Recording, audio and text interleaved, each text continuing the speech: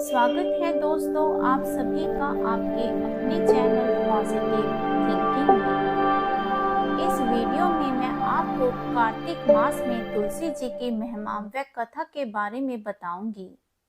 दोस्तों अगर आप इस चैनल पर नए हैं तो पहले चैनल को सब्सक्राइब कर लें और मेरी आने वाली वीडियोस की नोटिफिकेशन पाने के लिए बेल आइकन को प्रेस करें।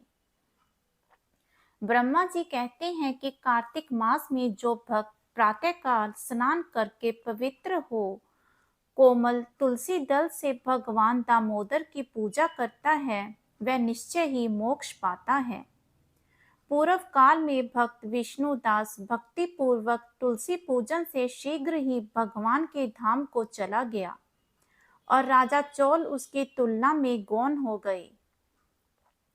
तुलसी भगवान की पूजा पाप का नाश और पुण्य की वृद्धि करने वाली है। अपनी लगाई हुई तुलसी जितना ही अपने मूल का विस्तार करती है उतने ही सहस्त्र युगों तक मनुष्य ब्रह्मलोक में प्रतिष्ठित रहता है। यदि कोई तुलसी संयुक्त जल में स्नान करता है तो वह पाप मुक्त हो आनंद का अनुभव करता है। जिसके घर में तुलसी का पौधा विद्यमान है उसका घर तीर्थ के समान है। वहां यमराज के दूत भी नहीं जाते। जो मनुष्य तुलसी काष्ठ संयुक्त गंध धारण करता है वह क्रियमान पाप उसके शरीर का स्पर्श नहीं कर पाता। जहां तुलसी वन की छाया हो वहीं पर पितरों की तृप्ति के लिए श्राद्ध करना चाहिए। प्राचीन काल में हरिमेघा और सुमेघा नामक दो ब्राह्मण थे। वह जाते जाते किसी दुर्गम वन में परिश्रम से व्याकुल हो गए। वहां उन्होंने एक स्थान पर तुलसी दल देखा। सुमेघा ने तुलसी का महान वन देखकर उसकी परिक्रमा की और भक्ति पूर्वक प्रणाम किया। यह देख हरिमेघा ने पूछा कि तुमने अन्य सभी देवताओं व तीर्थों व्रतों के रहते हुए तुलसी वन को प्रणाम क्यों किया? तो सुमेघा ने बताया कि प्राचीन काल में जब दुर्वासा के शाप से इंद्र का ऐश्वर्य छिन गया तब देवता और असुरों ने मिलकर समुद्र मंथन किया तो धन्वंतरी रूप भगवान श्री हरि और दिव्य औषधियां प्रकट हुई। उन दिव्य औषधियों में मंडलाकार तुलसी उत्पन्न हुई जिसे ब्रह्मा आदि देवताओं ने श्री हरि को समर्पित किया और भगवान ने उसे ग्रहण कर लिया। भगवान नारायण संसार के रक्षक और तुलसी उनकी प्रियतमा है, इसलिए मैंने उन्हें प्रणाम किया है। सुमेघा इस प्रकार कह ही रहे थे कि सूर्य के समान अत्यंत तेजस्वी विशाल विमान उनके निकट उतरा।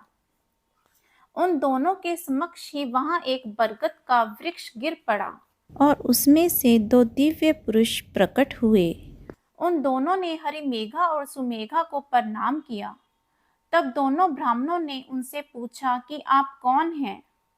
तब उनमें से जो बड़ा था वह बोला, मेरा नाम आस्तिक है। एक दिन मैं नंदन वन में पर्वत पर क्रीड़ा करने गया था तो देव कन्याओं ने मेरे साथ इच्छा अनुसार विहार किया।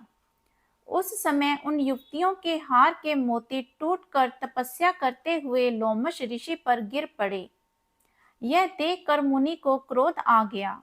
उन्होंने सोचा कि स्त्रियां तो परतंत्र होती हैं, अंत यह उनका अपराध नहीं, दुराचारी आस्तिक ही शाप के योग्य है।